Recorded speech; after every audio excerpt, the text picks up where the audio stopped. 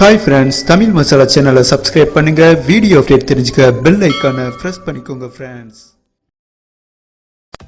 France Delhi Rajasthan மேட்ச்ல IPL cricket வரலாற்றில் முதல் முறையாக வேர்ல்டு ரெக்கார்ட் படைச்சிருக்காங்க டெல்லி கேபிட்டல்ஸ். ரஹானே இன்னைக்கு மேட்ச்ல 100 ரன் ரீச் பண்ணும் போதே தெரிஞ்சு போச்சு இன்னைக்கு 8வது அதிசயம் நடக்க போகுது என்று.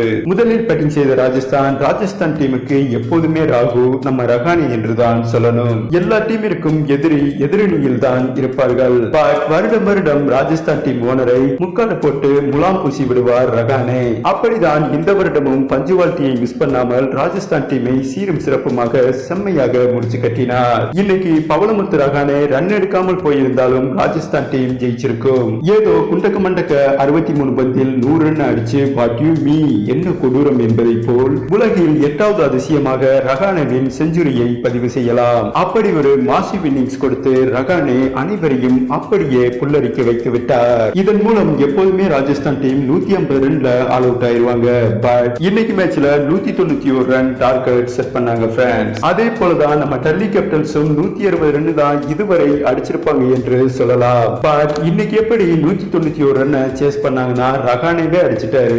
அப்போ இந்த பிட்ச் மிகவும் வெட்டுவெட்டாக தான் இருக்கும், அசால்ட்டா அடிச்சிடலாம் என்றும் அந்த தன்னம்பிக்கை தான் டெல்லி கேபிட்டல்ஸ் ஈஸியா வின் பண்ணிட்டாங்க ஃப்ரெண்ட்ஸ். 6 விக்கெட் வித்தியாசத்தில் செம்ம ஈஸியாக வின் பண்ணிட்டாங்க இந்தியாவின் எதிர்கால இந்திய டீம் படை டெல்லி கேபிட்டல்ஸ். குறிப்பாக இந்த மேட்சில் சூப்பராக பிளே செய்த Rishabh Pant 4 sixer 6 boundary 78 run அடிச்சு மேட்சை செம்மையாக பினிஷ் பண்ணி கொடுத்தார். சரி, ஓகே ஃப்ரெண்ட்ஸ், மேட்டருக்குள்ள போகலாம். ரஹானே 100 ரன் அடிச்சா கண்டிப்பா ஏதாவது ஒரு அதிசயம் நடக்கும். அப்படிதான் இந்திய தொலைக்காட்சிகளில் முதன் முறையாக ஐபிஎல் கிரிக்கெட் வரலாற்றில் பாயிண்ட் டேபிளில் சென்னை அணியை ஓவர்டேக் செய்து முதன் முறையாக முதலிடம் பிடிச்சிருக்காங்க டெல்லி கேபிட்டல்ஸ். இத்தனை வருடம் ஐபிஎல் கிரிக்கெட்டில் நடக்காததை நடத்தி காட்டியுள்ளனர் டெல்லி கேபிட்டல்ஸ் இளம்படை.